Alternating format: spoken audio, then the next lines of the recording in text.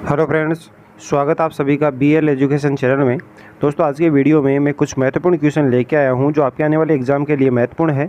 तो आप वीडियो को स्किप किए बिना पूरा देखिए, और अगर आप हमारे चैनल पर पहली बार विजिट कर रहे हो तो चैनल को जरूर सब्सक्राइब करें और साथ ही बेल आइकॉन को भी दबा लें ताकि आने वाली वीडियो का नोटिफिकेशन मिलता रहे। तो चलिए आज का वीडियो शुरू करते हैं।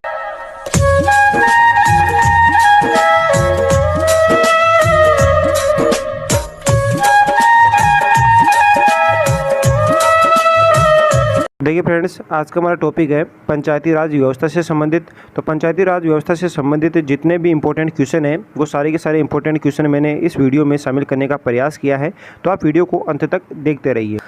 हेलो दोस्तों, वीडियो शुरू करने से पहले मैं आपको कुछ बताना चाहता हूँ। अगर आप न्यूज़ देखना पसंद करते हो तो एक बहुत ही बढ़िया चैनल है जिसकी लिंक आपको डिस्क्रिप्शन में मिल जाएगी, तो आप वहां से उस वीडियो को देख सकते हो तथा चैनल को भी ज़रूर सब्सक्राइब करें। धन्यवाद। तो चलिए वीडियो शुरू करते हैं। किया है तो बाड़मेर की जो ग्राम पंचायत है उसका नाम बताना है। तो इसके लिए ऑप्शन है रोहिणी, रनसर, बलेवा और गंगाला।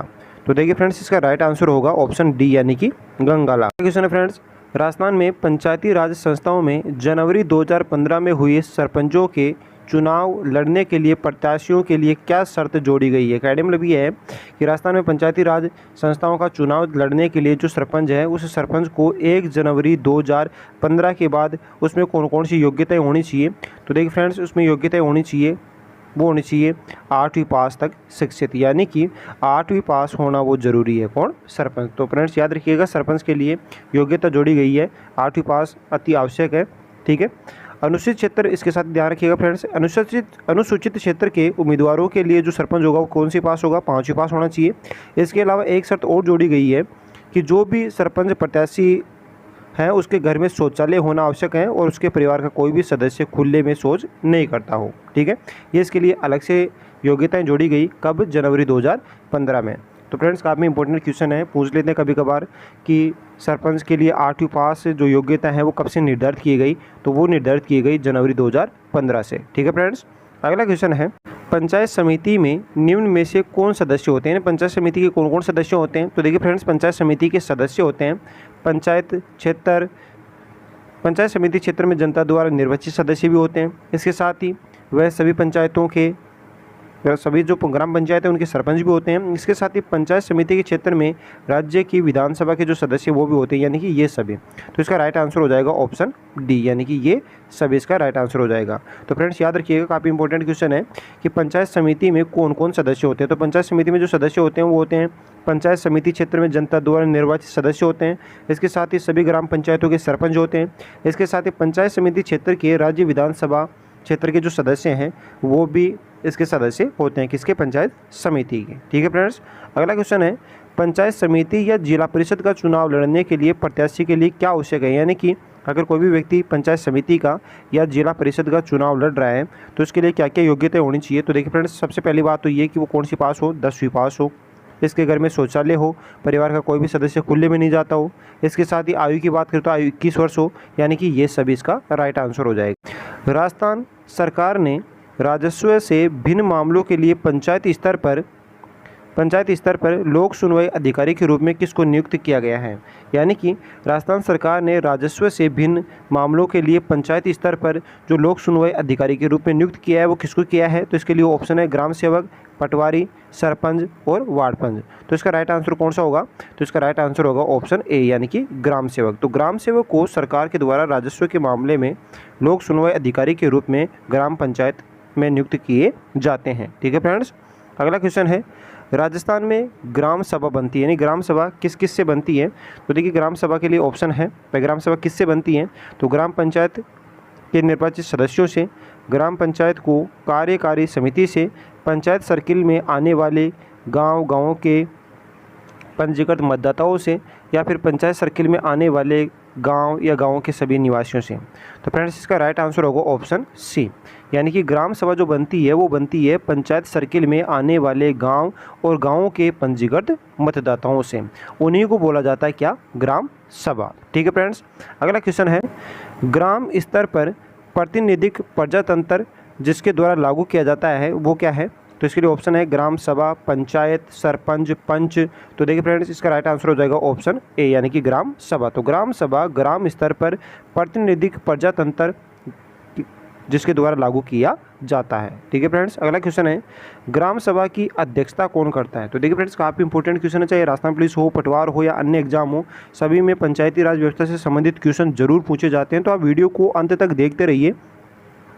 तो क्वेश्चन है हमारा, ग्राम सभा की अध्यक्षता कौन करता है। तो देखिए फ्रेंड्स, इसके लिए ऑप्शन है संबंधित क्षेत्र का विधायक, संबंधित क्षेत्र का विकास अधिकारी, संबंधित ग्राम पंचायत का सरपंच या फिर संबंधित क्षेत्र का प्रधान। तो फ्रेंड्स, इनमें से इसका राइट आंसर हो जाएगा ऑप्शन 3 यानी कि संबंधित ग्राम पंचायत का सरपंच। तो संबंधित ग्राम पंचायत का जो सरपंच है वो क्या करेगा, ग्राम सभा की अध्यक्षता। ठीक है फ्रेंड्स, अगला क्वेश्चन है भारतीय संविधान की कौन सी अनुसूची पंचायतों की शक्ति से संबंधित है। तो देखिए फ्रेंड्स, वो है कौन सी, 11वीं। तो भारतीय संविधान की जो अनुसूची है कौन सी, 11वीं। तो 11वीं अनुसूची में पंचायतों की शक्तियों के बारे में उल्लेख किया गया है। तो फ्रेंड्स याद रखिएगा, काफ़ी इंपॉर्टेंट क्वेश्चन है कि भारतीय संविधान की कौन सी अनुसूची है जिसमें पंचायतों की शक्तियों का उल्लेख किया गया है। तो वो कौन सी है कौन सी अनुसूची है, वो है अनुसूची 11वीं। ठीक है फ्रेंड्स, अगला क्वेश्चन है ग्राम पंचायत का सरपंच बनने हेतु न्यूनतम आयु क्या होनी चाहिए। तो देखिए फ्रेंड्स, ग्राम पंचायत का सरपंच बनने के लिए न्यूनतम जो आयु चाहिए वो कितनी चाहिए, तो वो चाहिए 21 वर्ष। ठीक है फ्रेंड्स, अगला क्वेश्चन है सरपंच के चुनाव में भाग लेते हैं, सरपंच के चुनाव में कौन भाग लेते हैं। तो इसके लिए ऑप्शन है ग्राम पंचायत द्वारा निर्वाचित पंच, इसके साथ ही ग्राम पंचायत क्षेत्र के पंजीकृत मतदाता, इसके साथ ही गांव के सभी प्रबुद्ध नागरिक या उक्त में से कोई नहीं। तो देखिए फ्रेंड्स, इसका राइट आंसर हो जाएगा ऑप्शन बी यानी ग्राम पंचायत क्षेत्र के पंजीकृत जो मतदाता हैं वो सरपंच के चुनाव में भाग लेते हैं। ठीक है फ्रेंड्स, अगला क्वेश्चन है स्थानीय स्वशासन संविधान की किस सूची का विषय है। यानी स्थानीय स्वशासन जो है, जैसे ग्राम पंचायत है, इसके साथ ही नगर परिषद है, इसके साथ ही जैसे पंचायत समिति है, तो ये कौन सी सूची का विषय है, राज्य सूची का, केंद्रीय सूची का या समवर्ती सूची का। तो देखिए फ्रेंड्स, वो है राज्य सूची का। तो स्थानीय स्वशासन जो है संविधान की कौन सी सूची का विषय है, तो वो है राज्य सूची का विषय। ठीक है फ्रेंड्स, अगला क्वेश्चन है वह समिति जिसकी सिफारिश पर देश में पंचायती राज व्यवस्था को लागू किया गया, उसके नेतृत्वकर्ता कौन थे। यानी किसकी सिफारिश के आधार पर देश में पंचायती राज व्यवस्था लागू की गई। तो इसके लिए ऑप्शन है जीवराम मेहता, जगजीवन राम, इसके साथ ही बलवंत राय मेहता। तो इसका राइट आंसर हो जाएगा ऑप्शन 3 यानी कि बलवंत राय मेहता। तो फ्रेंड्स याद रखिएगा, काफ़ी इंपॉर्टेंट है, बलवंत राय मेहता की सिफारिश के आधार पर देश में पंचायती राज व्यवस्था को लागू किया गया। ठीक है फ्रेंड्स, अगला क्वेश्चन है फ्रेंड्स राजस्थान में पंचायती राज संस्थाओं में महिलाओं के लिए कितने स्थान आरक्षित हैं। तो देखिए फ्रेंड्स, राजस्थान में पंचायती राज संस्थाओं के लिए महिलाओं के लिए पहले जो स्थान निर्धारित किए गए थे वो किए गए थे कितना परसेंट, 33%।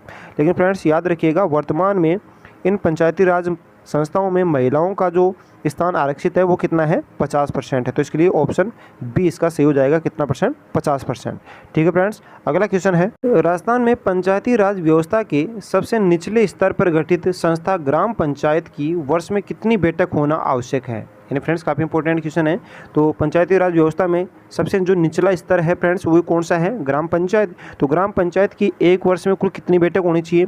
तो फ्रेंड्स याद रखिएगा, ग्राम पंचायत की एक वर्ष में कम से कम जो बैठक होनी चाहिए वो हर 15 दिन में एक बार होनी चाहिए। ठीक है फ्रेंड्स, तो पंचायती राज व्यवस्था में सबसे निचला स्तर ग्राम पंचायत की वर्ष में कितनी बैठक होना आवश्यक है। तो फ्रेंड्स वो है हर 15 दिन में एक बार। ठीक है फ्रेंड्स, आगे क्वेश्चन है वैदिक काल में ग्राम प्रमुख को क्या कहा जाता था। तो देखिए फ्रेंड्स, वैदिक काल में गांव का जो प्रमुख होता था उसको ग्रामणी के नाम से जाना जाता था। ठीक है फ्रेंड्स, अगला क्वेश्चन है पंचायती राज व्यवस्था को और अधिक कारगर यानी कि सफल बनाने के उद्देश्य से केंद्र सरकार द्वारा अशोक मेहता समिति का गठन कब किया गया। तो देखिए फ्रेंड्स, काफ़ी इंपॉर्टेंट क्वेश्चन है कि राजस्थान पंचायती राज व्यवस्था को अधिक मजबूत बनाने के लिए केंद्र सरकार ने एक समिति बनाई जिसका नाम था अशोक मेहता समिति। तो इस अशोक मेहता समिति का गठन कब किया गया, तो वो किया गया 1977-78 में। तो 1977-78 में अशोक मेहता समिति का गठन किया गया। ठीक है फ्रेंड्स, अगला क्वेश्चन है भारतीय संविधान में 1993 के अनुच्छेद 243 को संविधान के 9वें भाग के रूप में किस संविधान संशोधन अधिनियम के द्वारा जोड़ा गया है। तो वो जोड़ा गया फ्रेंड्स 73वां संविधान संशोधन। और फ्रेंड्स याद रखिएगा, अनुच्छेद 243 जो है वो पंचायती राज व्यवस्था का प्रबंधन करती है। तो पंचायती राज व्यवस्था का जो प्रबंधन करती है वो कौन सा अनुच्छेद करता है, तो 243। तो 243 आर्टिकल जो है, अनुच्छेद 243 वो किससे संबंधित है, तो वो है पंचायती राज व्यवस्था से संबंधित। ठीक है फ्रेंड्स, अगला क्वेश्चन है, पंचायती राज संस्था में चुनाव लड़ने के लिए प्रत्याशी की आयु क्या होनी चाहिए। तो फ्रेंड्स याद रखिएगा, पंचायती राज व्यवस्था में चुनाव लड़ने के लिए जो भी प्रत्याशी है उस प्रत्याशी की आयु कितनी होनी चाहिए। तो इसके लिए ऑप्शन है 18 वर्ष, 25 वर्ष, 21 वर्ष, 30 वर्ष। तो देखिए फ्रेंड्स, इसका राइट आंसर हो जाएगा 21 वर्ष। ठीक है फ्रेंड्स, तो पंचायती राज व्यवस्था का चुनाव लड़ने के लिए प्रत्याशी की जो आयु चाहिए वो कितनी चाहिए, 21 वर्ष। ठीक है फ्रेंड्स, अगला क्वेश्चन है, पंचायती राज व्यवस्था में ग्राम सभा कहलाती है, यानी पंचायती राज व्यवस्था में ग्राम सभा किसे कहते हैं, तो वो कहलाती है फ्रेंड्स, इसके लिए ऑप्शन है ग्राम पंचायत क्षेत्र के सभी वयस्क स्त्री पुरुषों का समूह, नहीं। इसके साथ ही ग्राम पंचायत क्षेत्र के सभी पंजीकृत मतदाताओं का समूह, बिल्कुल सही। तो फ्रेंड्स याद रखिएगा, पंचायती राज व्यवस्था में जो ग्राम सभा बनती है वो ग्राम सभा बनती है ग्राम पंचायत क्षेत्र के सभी पंजीकृत मतदाताओं का समूह ही क्या कहलाती है, ग्राम सभा। ठीक है फ्रेंड्स, अगला क्वेश्चन है, पंचायती राज का प्रधान लक्ष्य क्या था, यानी पंचायती राज व्यवस्था स्थापित करने का मुख्य उद्देश्य क्या था।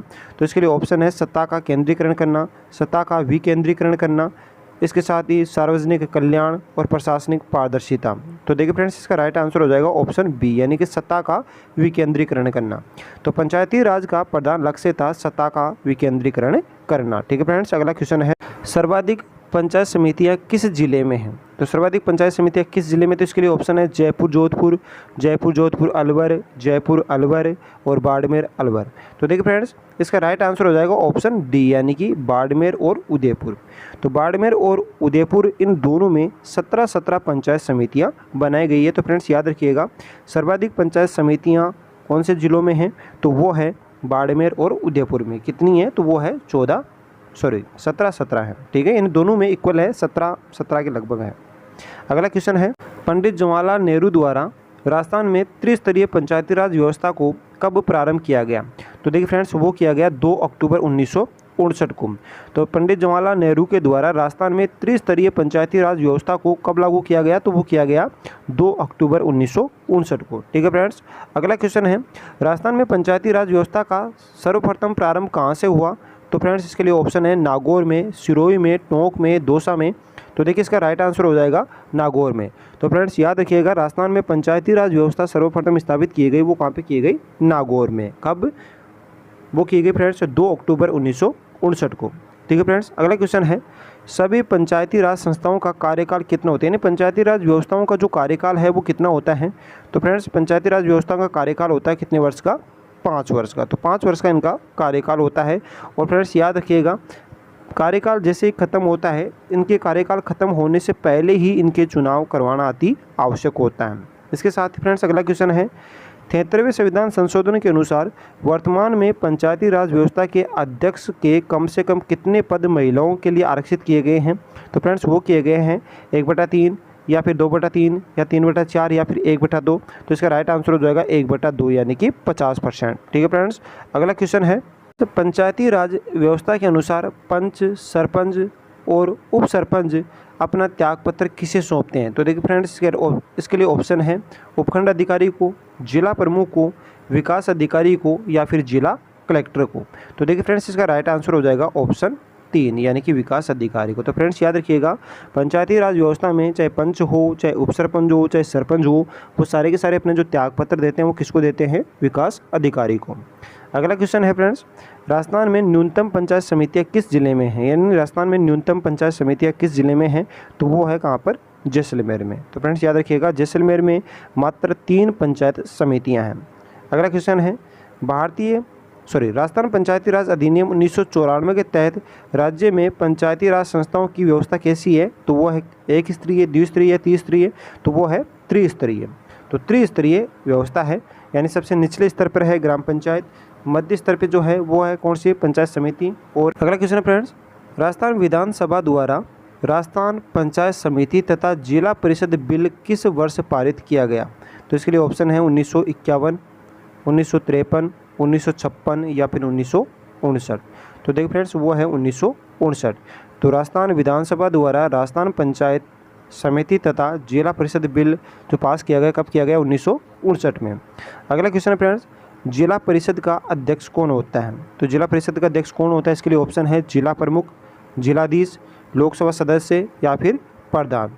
तो देखिए फ्रेंड्स, जिला परिषद का जो अध्यक्ष होता है वो होता है जिला प्रमुख। ठीक है, अगर आप न्यूज़ देखना पसंद करते हो तो एक बहुत ही बढ़िया चैनल है जिसकी लिंक आपको डिस्क्रिप्शन में मिल जाएगी, तो आप वहां से उस वीडियो को देख सकते हो तथा चैनल को भी ज़रूर सब्सक्राइब करें। धन्यवाद।